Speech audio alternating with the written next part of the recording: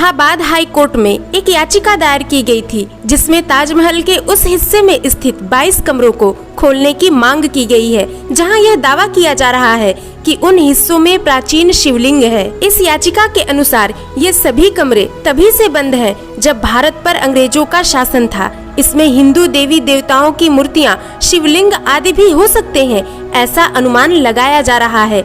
याचिका के मुताबिक यमुना नदी के किनारे स्थित ताजमहल के स्थान पर 1212 में राजा परमर्दी देव ने शिव मंदिर का निर्माण करवाया था, जिसे तेजो महल्य या तेजो माहल्य कहा जाता था।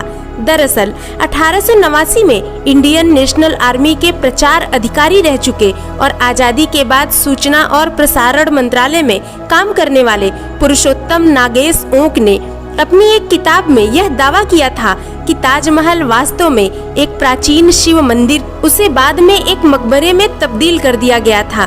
उन्होंने अपने दावों को सच साबित करने के लिए ताजमहल में दिखने वाले हिंदू प्रभाव और मुगल अभिलेखों में ताजमहल के निर्माण के बारे में कुछ भी न लिखे जाने को आधार बनाया था। P.N. ओक ने अपनी किताब the Taj Mahal is a temple place में सैकड़ों ऐसे प्रमाण देने की कोशिश की थी, जिनसे यह साबित हो सके कि वह इमारत एक मंदिर थी। ओक ने अपनी किताब में लिखा था कि ताजमहल में संगमरमर की जाली पर 108 कलश बने हुए हैं। कलश भी हिंदू परंपरा का हिस्सा है।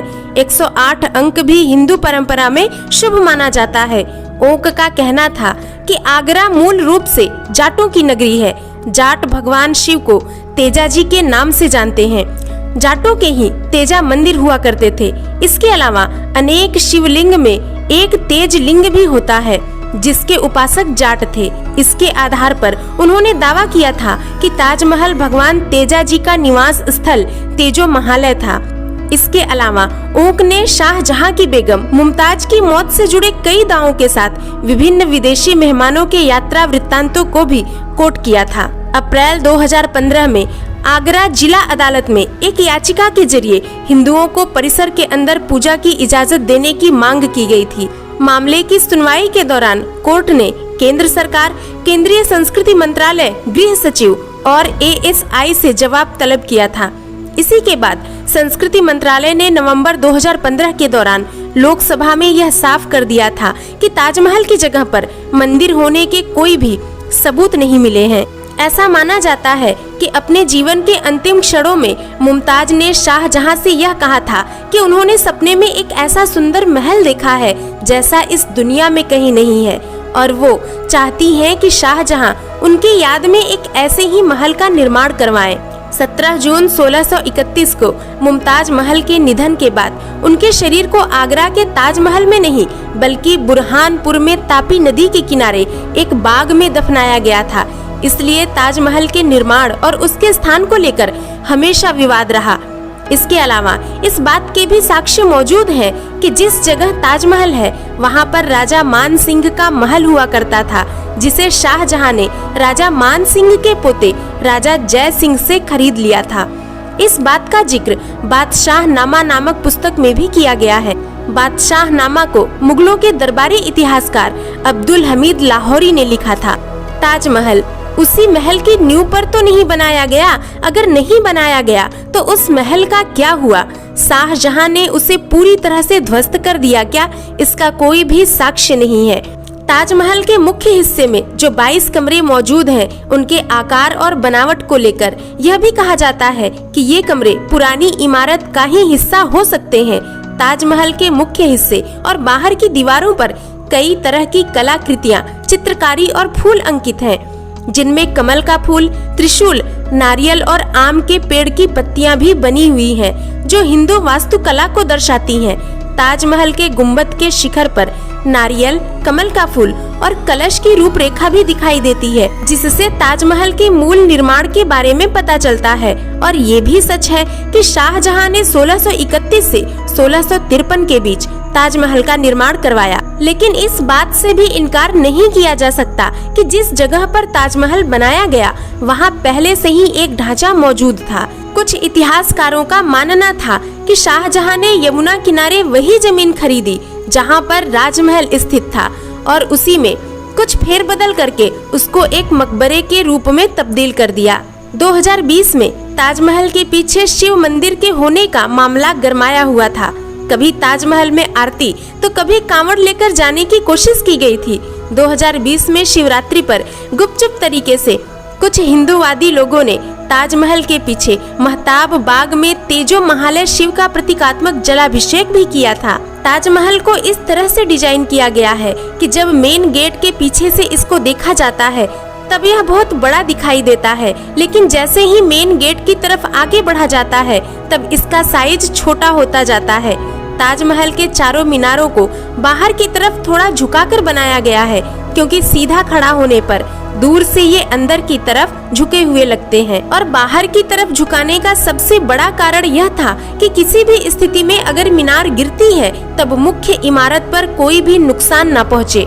शाहजहां की 6 बीवियां थीं, लेकिन शाहजहां का सबसे ज्यादा लगाव मुमताज महल से था। ये सभी आगरा के किले के हरम में ही रहती थीं। मुमताज महल, जो कि शाहजहां के 14वें बच्चे को जन्म देने वाली थी, वह इस दुनिया से रुखसत हो गई। मुमताज महल की आखिरी ख्वाहिश पूरी करने के लिए सारी दौलत और सारी जिंदगी को भी लुटाने का इरादा कर लिया था शाहजहां ने, जिसका परिणाम विश्व के 7वें अजूबे के रूप में हमें ताजमहल मिला। 22 सालों और 20,000 मजदूरों की मेहनत के बाद 1654 में ताजमहल के कंस्ट्रक्शन का काम पूरा कर लिया गया। शाहजहां अपनी सबसे प्यारी बेगम की याद में दुनिया का सबसे सुंदर मकबरा बनाने में कामयाब हो चुका था। शाहजहां ने इस आलीशान इमारत का नाम अपने अजीज बेगम मुमताज महल के नाम पर ताजमहल रखा था और हर साल शाहजहां मुमताज की बरसी पर यमुना के रास्ते ताजमहल जाया करते थे। 1658 यानी कि 4 सालों के बाद ही शाहजहां और मुमताज के अपने ही बेटे ने शाही तख्त पलट दिया और खुद मुगल एम्पायर का शहंशाह बन गया।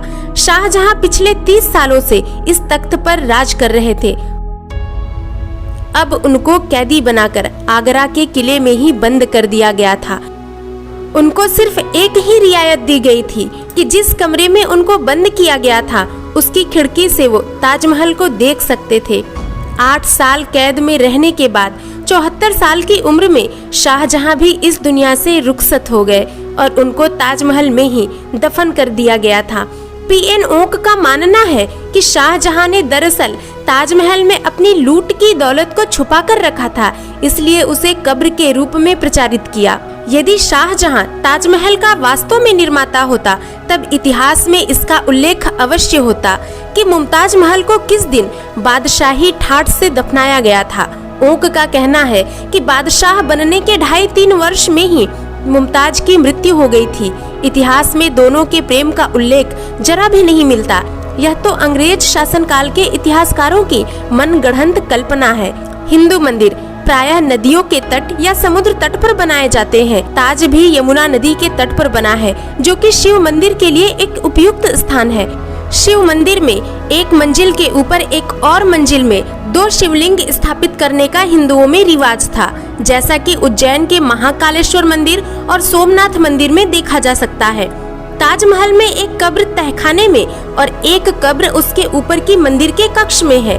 हैरानी की बात यह है कि दोनों ही कब्रों को मुमताज का बताया जाता रहा है, जो कहीं से भी यह तर्क संगत नहीं मालूम होता है और ऐसा लगता है कि जहां ये कब्र है वहीं पर शिवलिंग हुआ करता था। इसके अलावा ताजमहल के चारों ओर एक समान प्रवेश द्वार है। यह हिंदू भवन निर्माण का एक विलक्षण तरीका है, जिसे चतुर्मुखी भवन कहा जाता है। ताजमहल में ध्वनि को गुंजाने वाला गुंबद है। हिंदू मंदिरों के लिए गूंज उत्पन्न करने वाले गुंबजों का होना अनिवार्य है। बौद्ध काल में इसी तरह के शिव मंदिरों का निर्माण अधिक हुआ है। ताजमहल का गुंबज कमल की आकृति से अलंकृत है। आज हजारों ऐसे हिंदू मंदिर हैं जो कमल की आकृति से अलंकृत हैं। दाखिल की गई याचिका को खारिज करते हुए कोर्ट ने याचिकाकर्ता को जमकर फटकारा। उन्होंने कहा कि PIL व्यवस्था का दुरुपयोग न करें, जाकर रिसर्च करो कि ताजमहल किसने बनवाया। किसी यूनिवर्सिटी जाओ, वहां ताजमहल पर PhD करो, उसके बाद कोर्ट आना। ताजमहल पर रिसर्च करने से कोई रोके तब हमारे पास आना। इतिहास आपके मुताबिक नहीं पढ़ाया जाएगा। दोस्तों, ताजमहल से जुड़े कई और ऐसे रहस्य हैं जो यह साबित करते हैं कि ताजमहल कोई मकबरा नहीं बल्कि एक शिव मंदिर है। इसके साथ ही कुछ ऐसे तथ्य भी हैं जो यह साबित करते हैं कि यह कोई शिव मंदिर नहीं बल्कि यह वास्तविक रूप से बनवाया गया एक मकबरा है। तो ऐसे ही वीडियो को जानने के लिए आप हमारे चैनल को सब्सक्राइब करें, वीडियो को लाइक करें और शेयर करें।